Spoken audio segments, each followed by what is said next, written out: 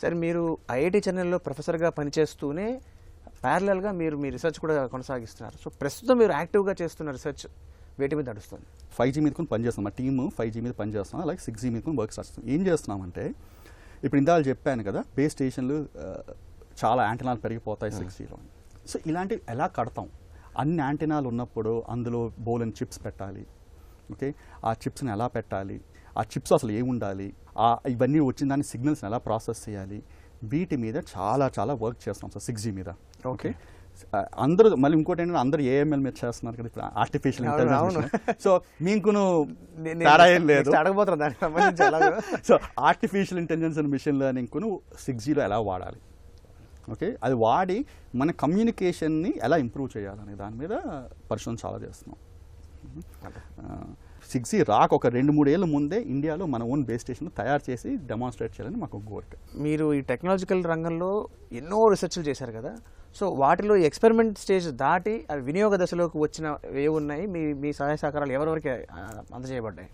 ఒక ఫస్ట్ది ఏంటంటే ఈ 5G ప్రాజెక్ట్ చెప్పాను ఇందాక, గవర్నమెంట్ వాళ్ళు ఇచ్చారు ప్రాజెక్ట్. సో దాని ద్వారా మేము IIT Kanpur, centre for excellence in wireless సివిట్ అనేది, సమీర్, ఐఐటి ముంబై కలిపి మొత్తం బేస్ స్టేషన్ ఇన్ఫ్రాస్ట్రక్చర్ అంతా తయారు చేసాం.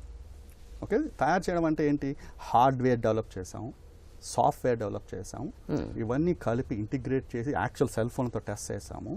సో ఇది మాకు 4 ఏళ్ళు పట్టం చేయడానికి. Okay, close to 4 years. అప్పుడు ఆ టైం పీక్లో ఉన్నప్పుడు మొత్తం 200 మంది పనిచేసేవారు మాతో. ఓకే, పెద్ద ఇట్స్ బిగ్ ప్రాజెక్ట్. సో ఇదంతా చేశాక ఇది ఫీల్డ్స్లో కొన్ని పట్టుకెళ్ళామని ఫీల్డ్ ట్రయల్స్ కొన్ని చేసాం. మన డివోటి చాలా హెల్ప్ చేస్తుంది, డిపార్ట్మెంట్ ఆఫ్ టెలికమ్యూనికేషన్. సో వాళ్ళ ద్వారా మేము ఫీల్డ్ ట్రయల్స్ కొన్ని చేశాక ఈ టెక్నాలజీ అంతా టాటాస్ అండ్ తేజస్ తీసుకున్నారన్నమాట.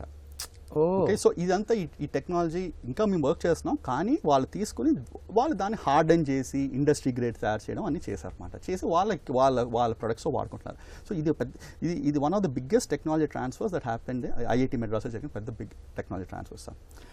ఇంకోటి ఇదే విధంగా మేము డిఫెన్స్లో కొన్ని పనిచేసాం సార్.